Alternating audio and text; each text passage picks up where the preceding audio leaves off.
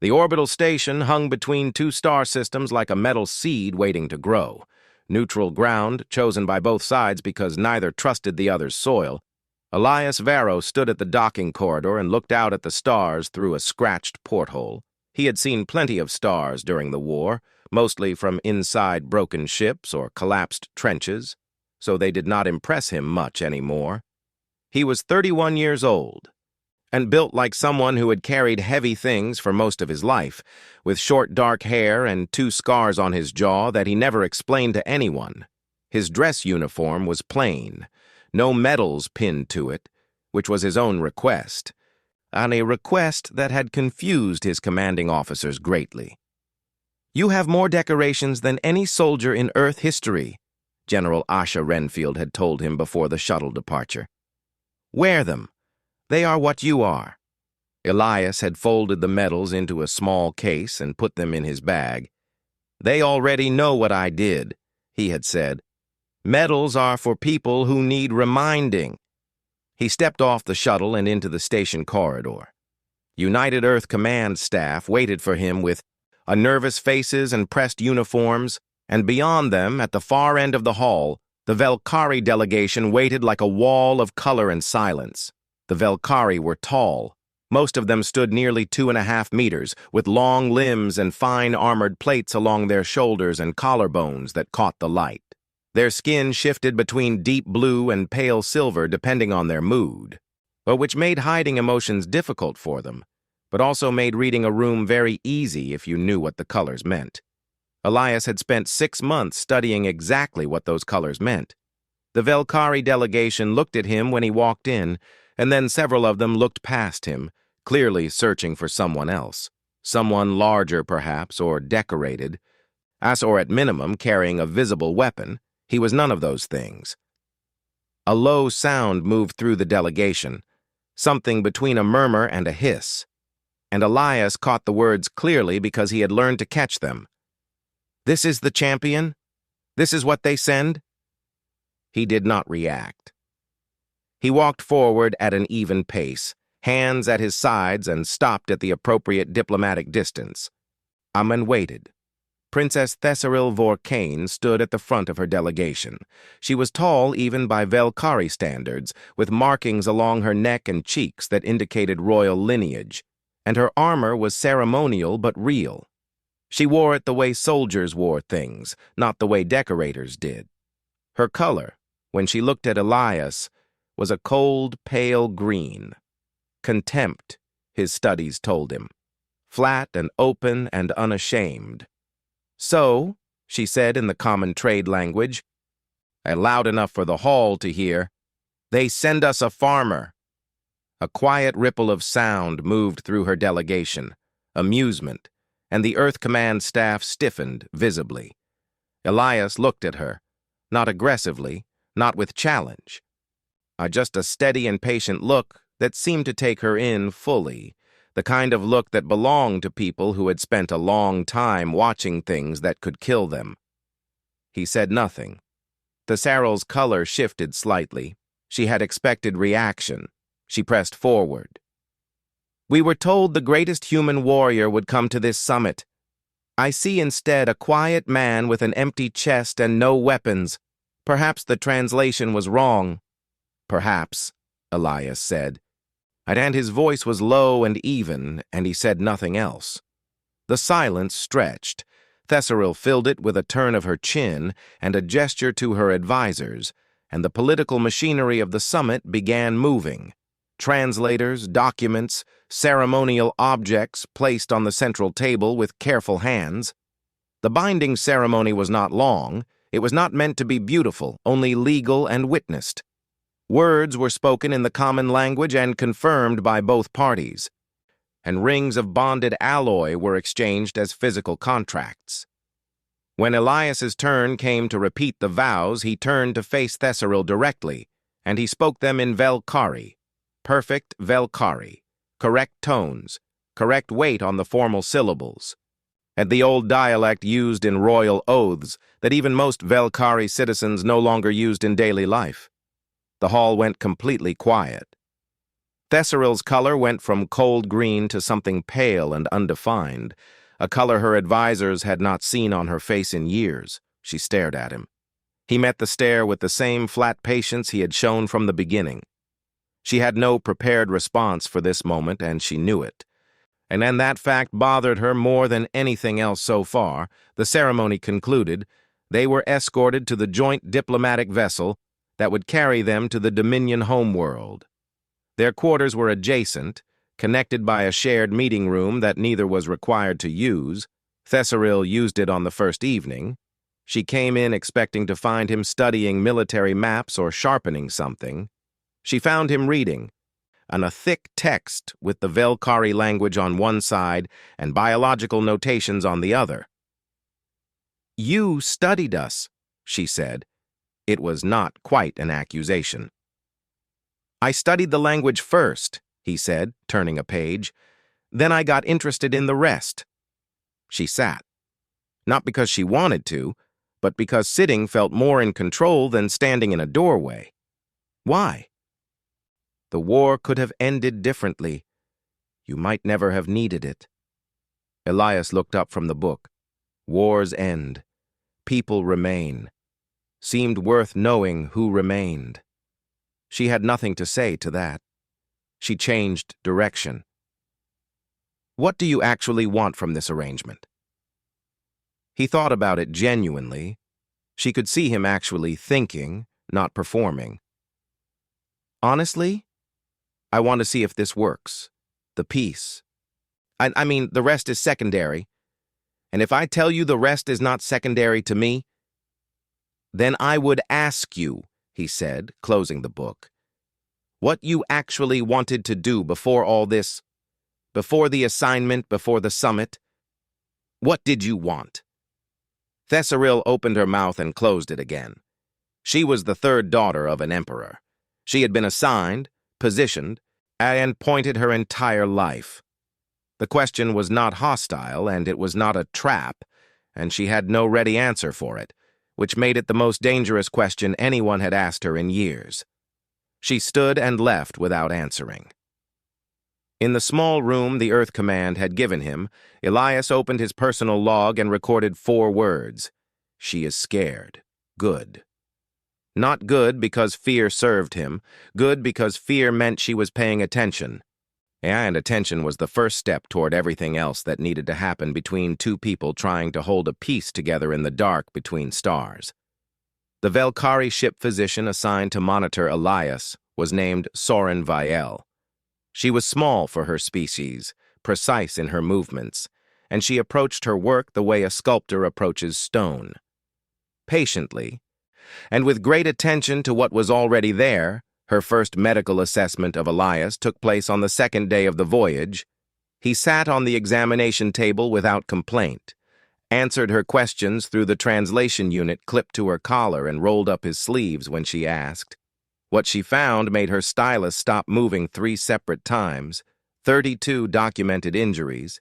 She had the war medical files, was shared as part of the peace agreement's transparency clause. Fractures, burns, a collapsed lung at the age of 26, 2 deep puncture wounds to his left side that her anatomy knowledge told her had passed within centimeters of organs that could not survive damage. He had survived all of them, every single one. "These injuries," she said, pointing to 2 entries on her screen. "Sue, the files say you continued combat activity after both of these. Is that accurate?" "More or less," Elias said. "More or less," she repeated slowly. "You had a broken femur and you continued?" "I had a thing to finish," he said. "It got finished." She wrote that down. She was not sure what category it belonged in, so she created a new one. She filed reports to Thesseril every 2 days. At first they were standard, and noting his vital readings and sleep cycles, then they became less standard. His resting heart rate was 41 beats per minute, which in a human his age was unusual but not unheard of. I accept that it did not rise significantly under stress. She tested this by introducing mild adrenaline trigger stimuli during a routine scan and found that his rate moved to 53 and then returned to baseline within 90 seconds. Most Velcari soldiers under the same stimulus peaked at triple their resting rate. She noted this finding with 3 exclamation marks, and which was unusual for her reports. "He processes fear differently," she wrote to Thesseril. "Or possibly he does not experience it in a standard pattern, more observation needed." The observation she had not planned for came on the 4th day of the voyage. A coolant line in the lower deck ruptured, not catastrophic, but serious. Superheated gas was flooding a corridor that connected 2 sections of the ship. The crew began evacuation protocols, and which would take approximately 4 minutes. In those 4 minutes, the gas would reach the secondary power junction and the ship would lose navigational control. Elias was in the corridor when it started. He had been there because he walked the ship every morning, learning its layout the way he apparently learned everything.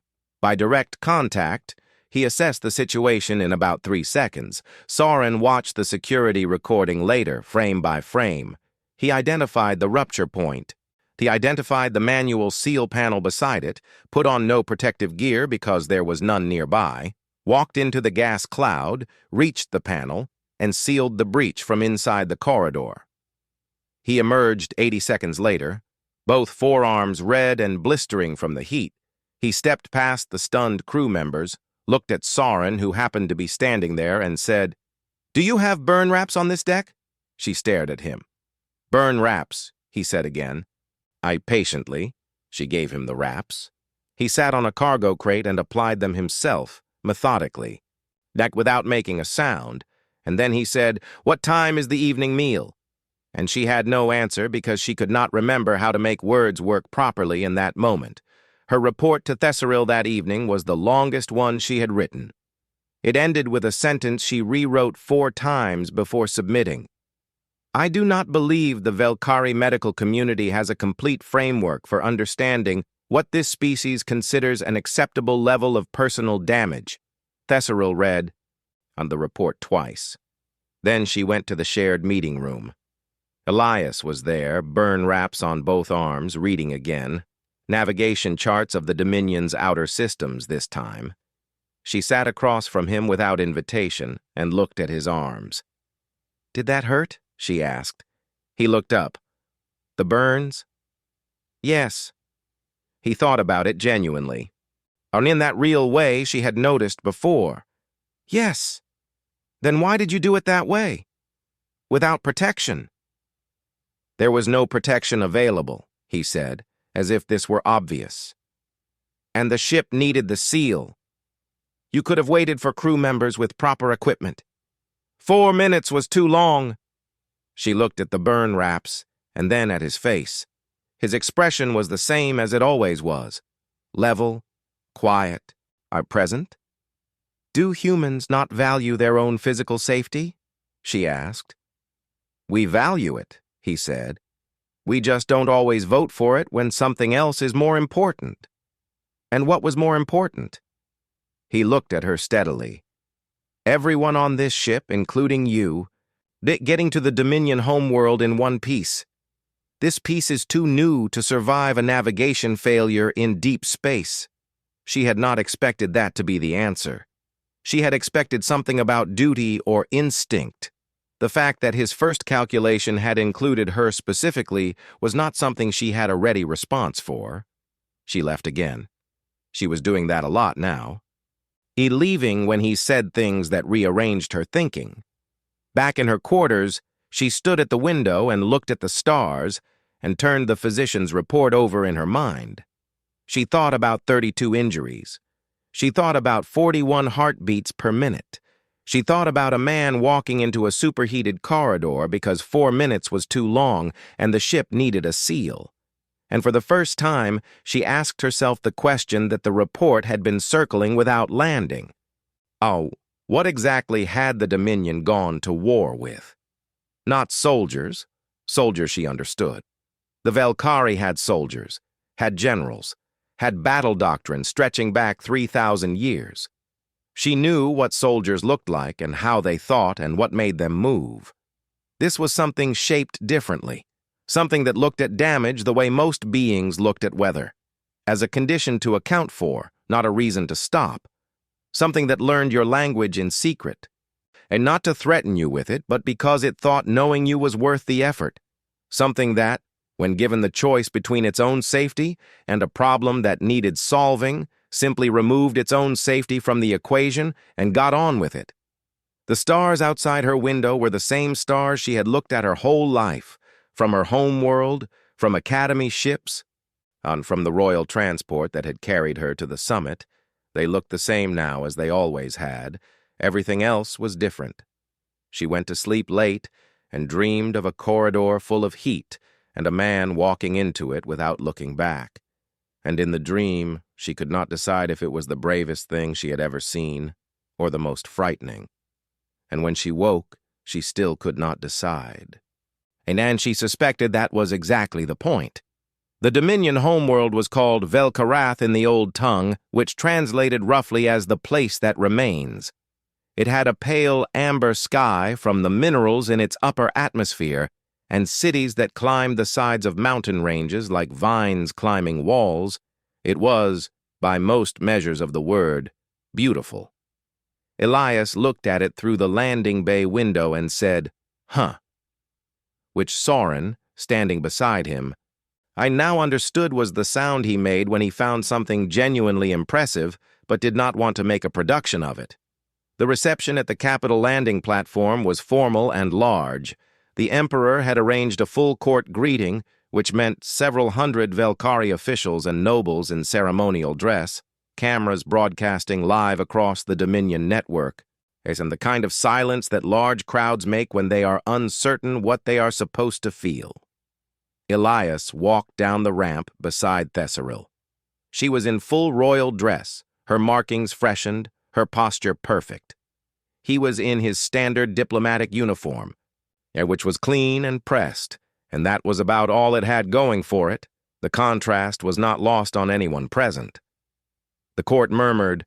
The broadcast feeds would show later that the initial public reaction was confusion. Commentators across the Dominion spent the first hour of coverage asking the same question Thesseril's delegation had asked at the summit.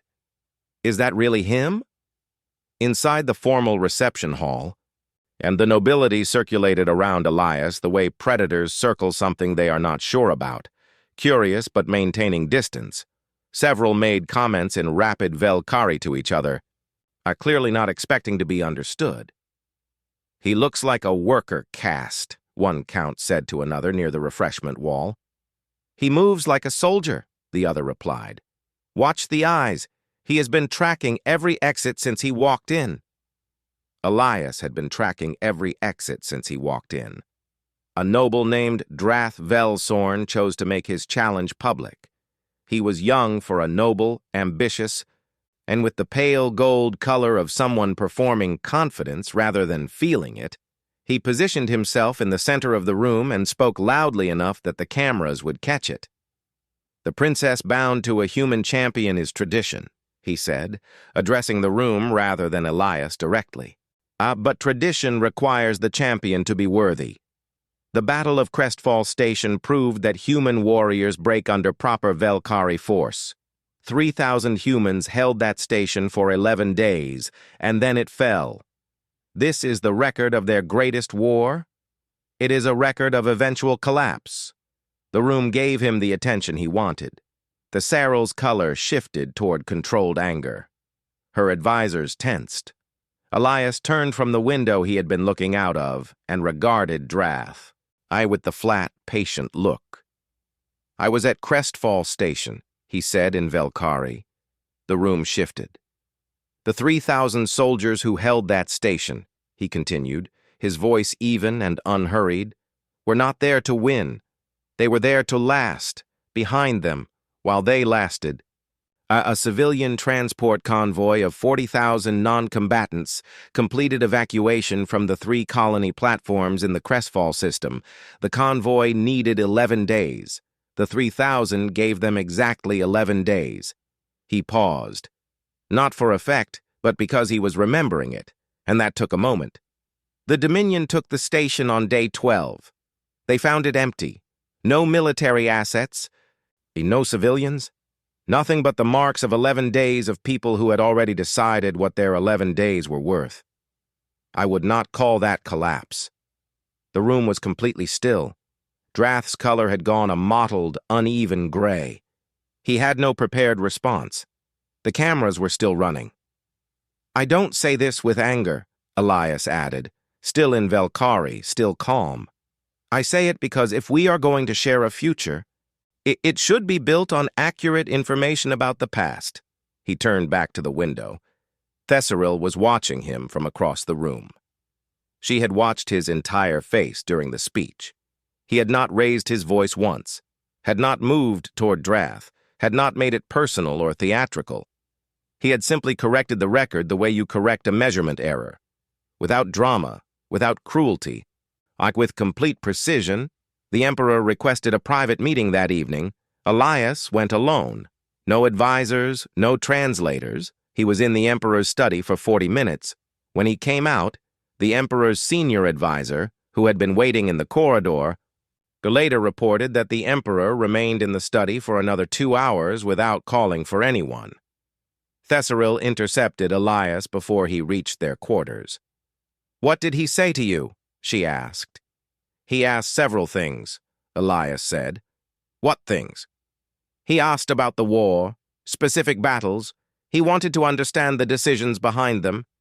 He is a strategic thinker." Your father." "He wanted to know why humans made certain choices that looked like errors but produced results." "And what did you tell him?" "The truth. That most of those choices were made by people who had already accepted the worst outcome and were working from there. It changes your options considerably when you remove the constraint of self-preservation from the calculation." Thesseril was quiet for a moment. "He asked you if humans are afraid of dying." Didn't he?" Elias glanced at her. "He did." "What did you say?"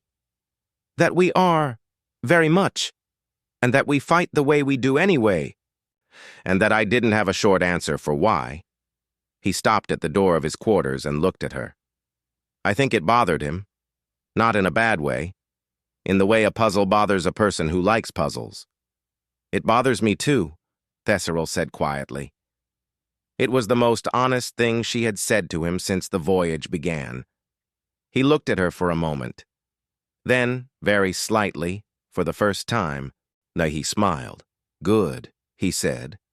"That means you're paying attention." She stood in the corridor after his door closed and did not move for a while. Outside, the amber city of Velcarath glowed in its evening light, and somewhere in it, in editorial offices and university lecture halls and private homes, people were already talking about the human who had spoken at the reception. Not about his physical presence, not about the war record, but about the voice, calm and unhurried and precise, and the way he had turned back to the window afterward, as if the most devastating reframing of a military engagement in Velcari public consciousness was simply a point that had needed to be made. One senior broadcaster, watching the footage for the third time, I said quietly to his producer, "I've been alive for 90 years, and I'm not sure I've ever watched someone do that." "Do what?" the producer asked. "Take a room apart without raising his hands," the broadcaster said. The producer watched the footage again and did not disagree.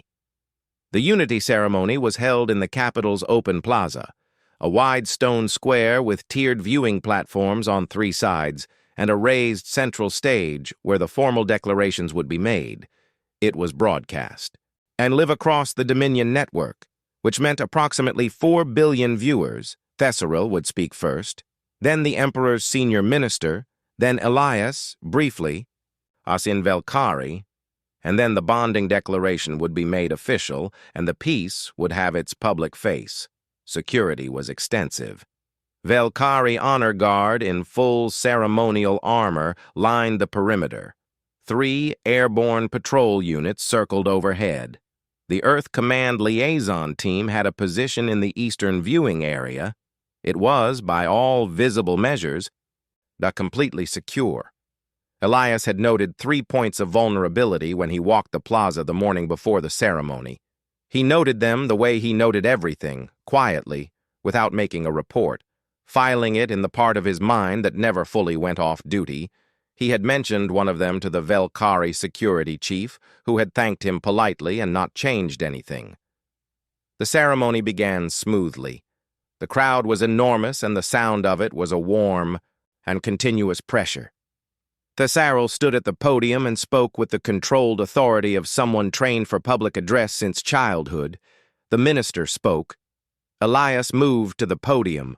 He was halfway through his third sentence when they came, 12 of them, in Velcari ceremonial guard uniforms that had been stolen or copied, emerging from access points in the plaza floor that the security chief had chosen not to address. They moved in a coordinated pattern that had been planned carefully and practiced more than once. The crowd reacted the way large crowds react to sudden violence, a wave of sound and motion going outward from the stage. The honor guard at the perimeter had been separated by the pattern of emergence and were 30 seconds from being useful. The Earth Command liaison team in the viewing area reached for their weapons and then stopped. Because it was already happening, Elias had not run. Running was loud and telegraphed direction. He had moved, which was a different thing entirely. By the time the 12th attacker had fully cleared the access hatch, Elias had already removed the first two from the situation using a support pillar, a cable from the ceremonial banner rigging, and the simple physics of momentum. He did not fight the way the security footage would later be analyzed to show, not with the efficient brutality of a trained combatant executing techniques. He moved the way water moves around obstacles, finding the path of least resistance that produced the most result. A redirect here, a position change there, using the attacker's own coordination against them, because 12 people who had rehearsed a plan together all expected the plan to work, and when it did not, their coordination became confusion. The third and fourth went down together. They had been positioned to flank, and they flanked perfectly. And he was not there when they arrived. The fifth overextended reaching for him, and the extension did the work for Elias without requiring much from him at all.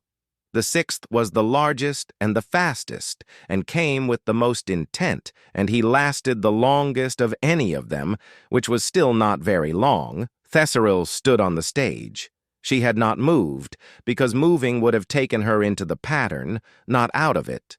She had assessed that in the first second.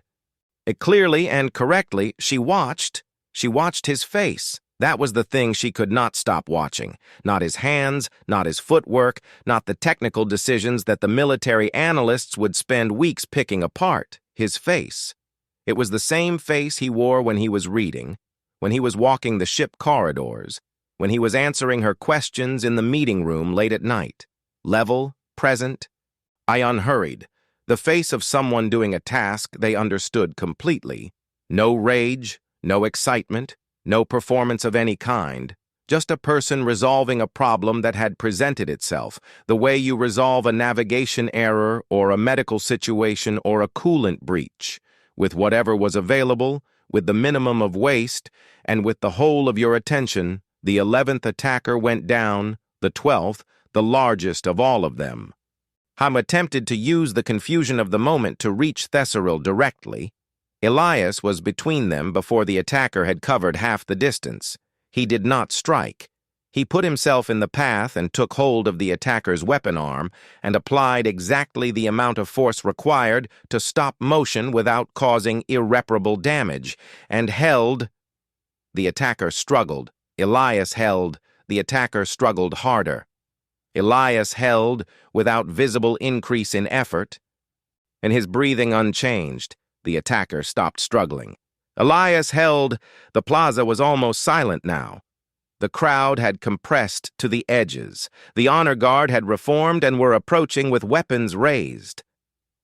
Elias looked directly at the nearest active camera, still holding the last attacker with one hand. When spoke in Velcari, his voice was completely level. "The war is over," he said. "I would like it to stay that way." He released the attacker to the honor guard and stepped back. He checked himself briefly for injury, found none of significance, and straightened his uniform.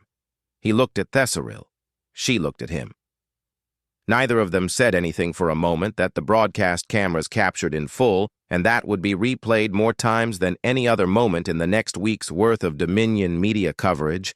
By evening, the clip had been viewed more than 200 million times, and the reaction was not what the attacking faction had hoped for. It was not fear, or outrage calling for the peace to be dissolved. It was something closer to the silence that falls after something large moves through a space and changes it permanently. Military analysts wrote about his use of terrain. Philosophers wrote about the expression on his face.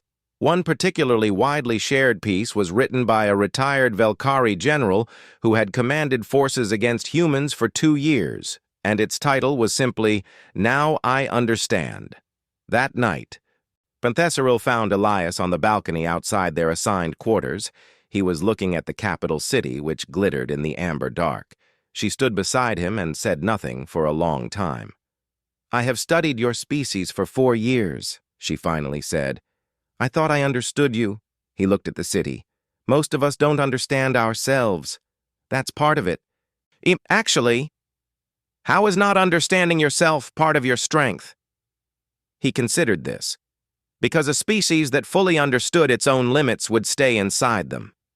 We never quite know where the limit is, so we keep going until we find it.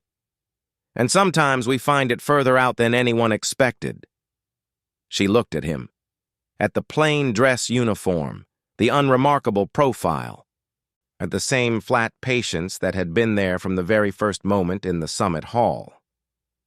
"You were not afraid today," she said. "I was," he said. "You did not look it." "I know," he said simply, and left it there. The city glittered below them, and the amber sky held its color even late into the evening, and somewhere in the streets, a crowd was still gathered around a public broadcast screen, watching the clip again. And the silence around them was the silence of people who have seen something that does not yet have a name. The weeks after the ceremony moved differently than the weeks before it. The hardliner faction that had organized the attack collapsed within 4 days. Not because of military pressure, but because the broadcast had done something to Dominion public opinion that no political argument could undo. The clip of a single human standing between 12 armed attackers and the peace had been seen by nearly every adult in the Dominion, and what they saw was not a monster or a weapon. It was a person who had chosen, clearly and without hesitation, to stand in a specific place for a specific reason, and had been completely adequate to that choice. The distinction mattered: violence. The people could dismiss as animal. This was something else. Drathvelsorn made one more public statement attempting to frame the event as proof of human aggression. It received almost no attention. The Dominion had moved on. And in the way populations sometimes move on when they have seen something that reorganizes their understanding at a level too deep for politics to reach. The formal honors ceremony was scheduled for 3 weeks after the attack.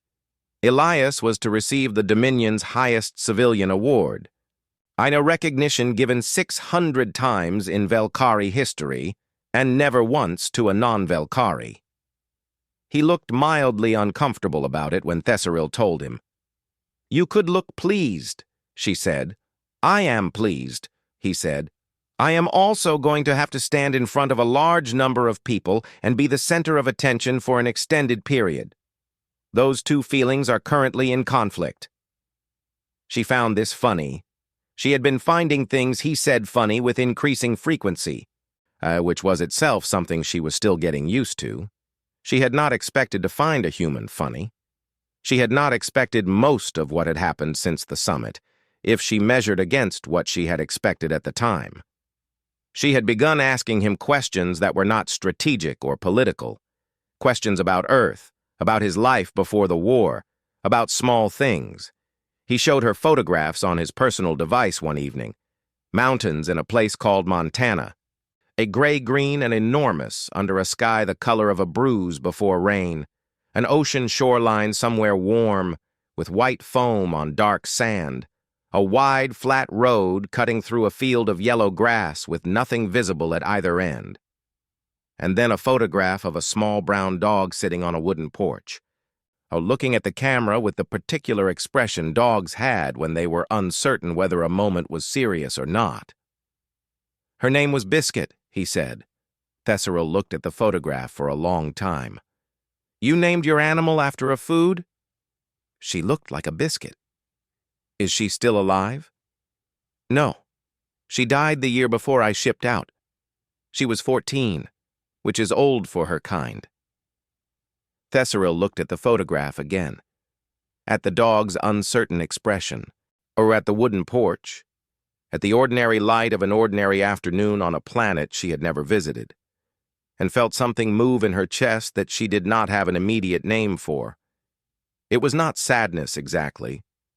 It was something related to the fact that this man had carried this photograph across a war and a peace summit and onto a diplomatic vessel to an alien world, and had just shown it to her without any calculation behind the gesture, just because she had asked about Earth. "I would like to go," she said. The words were out before the decision was fully formed. He looked at her. "To Earth?" "Yes. Eventually, if that is possible within the treaty parameters." "It's possible," he said. "I was hoping you'd want to." The day of the honors ceremony was warm by Velcari standards, the amber sky lighter than usual. At the plaza repaired and dressed with banners, the crowd was enormous and different in quality from the crowd that had stood there 3 weeks before. This was not a formal obligation crowd. This was a curious crowd. It's a crowd that had come because it wanted to see. The Emperor placed the award around Elias's neck, a disc of bonded metal and crystal that caught the light from every angle. The crowd was quiet in a respectful way. Elias stood straight and thanked the Emperor in Velcari, and then added one short sentence more. "The people who deserve this award are the ones who didn't come home. I am only here because they went first." The quiet that followed was the kind that meant something had landed, or somewhere real. Thesseril stood beside him and gave her own address, and it was different from every address she had given before, not in content but in quality. She spoke as someone present in the moment rather than executing a prepared position. She spoke about what she had observed, what she had learned, but what she thought the peace meant if both sides chose to build it seriously and keep building it even when it became difficult. Several members of the court who had known her since childhood commented privately afterward that she had not sounded like a princess today. They meant it as the highest possible compliment, and every one of them knew it. Afterward, while the reception gathered around them, a child approached Elias from the crowd. She was young, perhaps 7 or 8 Velcari years. She had the wide-spectrum eyes of a young Velcari who had not yet learned to manage her expressions, so her curiosity was entirely visible. She stopped in front of him and looked up and said in slow, careful, but clearly very recently learned English, "Are you the strongest human?" Elias crouched down so he was at her eye level. He thought about the question the way he thought about all questions that deserved a real answer. And then he shook his head. "I'm just one of them," he said. "That was always the problem for anyone who fought us." The child considered this, with the seriousness children bring to things they sense are more important than they appear. Then she nodded. He apparently satisfied, and walked back to her family, the Serral had heard. She turned to look at him as he stood. He was watching the child go with the same flat, patient expression he had worn at the summit, on the ship, at the reception hall when Drath made his speech, and on the balcony above the city. "You really believe that," she said. "That you are just one of them?" "I know I am," he said. "That's what I kept trying to explain during the war, and nobody on either side quite understood. It was never about me or any specific soldier. It was about what happens when you build an entire species around the idea of getting back up." She looked at him for a moment longer than the moment required. "Then I think," she said, that the Dominion is very fortunate the war ended." He looked back at her with that slight smile. "So are we," he said. "Believe me." The city glittered around them in the amber evening, and the peace held. And somewhere very far away across the dark between stars, a blue planet turned in its orbit, full of people who got back up, who had no idea that an alien princess was thinking about their mountains and their dog photographs and asking herself what it would be like to stand under a sky that was not amber, but blue and wide and entirely different from anything she had ever known. And finding, to her considerable and permanent surprise, that she very much wanted to find out,